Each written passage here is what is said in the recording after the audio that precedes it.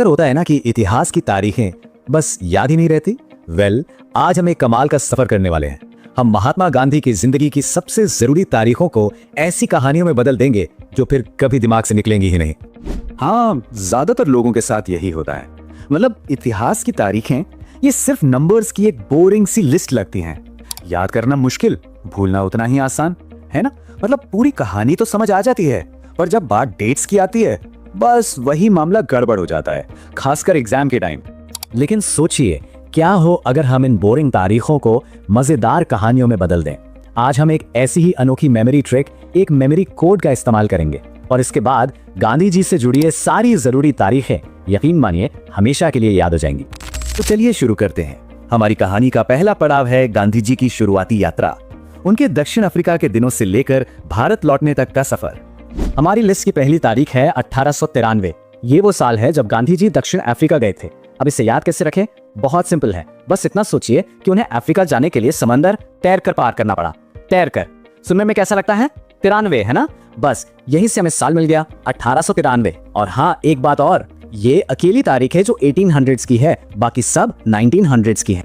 Africa पहुंचकर उन्होंने अपना पहला सत्याग्रह किया और वो कैसा रहा? अरे वो बहुत अच्छे से कामयाब हुआ और इसी कामयाबी ने उन्हें दुनिया में एक पहचान दी। अब इस अच्छे से पर ध्यान दीजिए, इसमें 6 की आवाज आ रही है। अच्छे 6, तो साल क्या हुआ? 1906। बिल्कुल सिंपल। अच्छा, जाने में तो उन्हें तैरकर जाना पड़ा, पर उनकी वापसी वो तो एकदम तूफानी थी। जरा सोचिए, गांधी जी ने अफ्रीका से भारत का इतना लंबा सफर सिर्फ 15 दिनों में तय कर लिया।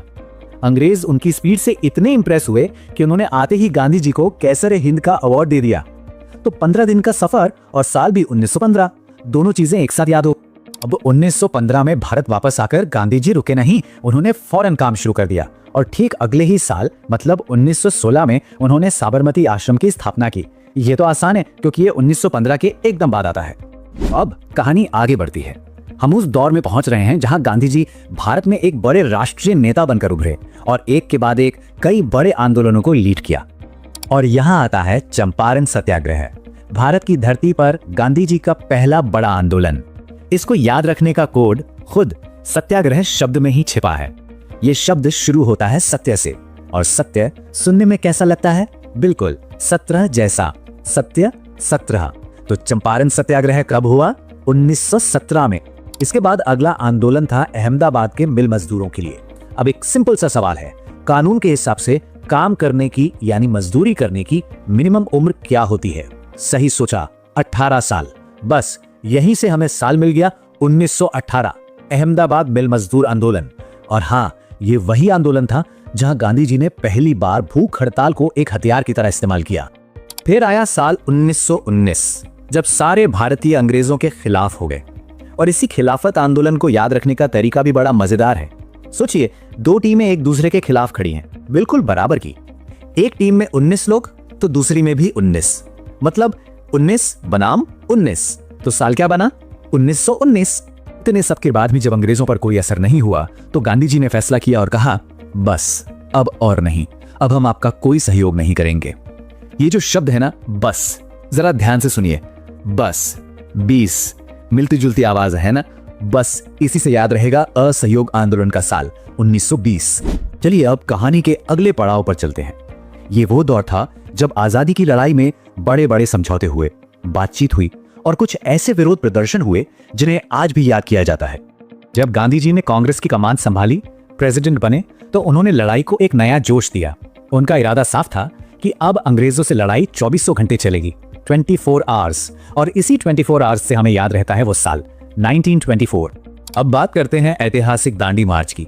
इसका लेना देना किससे था? नमक से।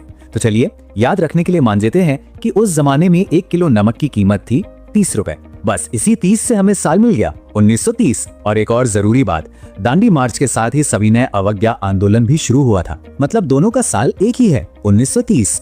इसके ठीक बाद 1931 में बातचीत की 2 बड़ी घटनाएं हुई। पहला गांधी इरविन पैक्ट और दूसरा सेकंड राउंड टेबल कॉन्फ्रेंस। इन दोनों ही कोशिशों का मकसद क्या था? कोई हल निकालना, मतलब एकता बनाना। और एकता से क्या याद आता है? 31, एकता 31। तो ये दोनों इवेंट्स हुए 1931 में। अब आता है पूना पैक्ट, जो गांधी जी और डॉक्टर अंबेडकर के बीच हुआ था। ये एक बहुत ही जरूरी समझौता था। जब दोनों के बीच बात बन गई तो जाहिर है सब खुश हुए और मुस्कुराए। और जब कोई खिलखिलाकर हंसता है तो क्या नजर आती है? उसकी बत्तीसी, यानी पूरे 32 दांत। बस इसी बत्तीसी से हमें याद रहेगा साल 1932, और इसी साल हरिजन संघ की भी स्थापना हुई थी। तो दोनों का साल 1932। और फिर आया आजादी की लड़ाई का वो सबसे बड़ा मोड़, भारत छोड़ो आंदोलन। गांधी जी ने एक बहुत ही पावरफुल बयान जारी किया, करो या मरो। उन्होंने साफ कह दिया कि अब अंग्रेजों को भारत छोड़ना ही होगा। तो ये जो उनका बयान था वो सुनने में कैसा लगता है?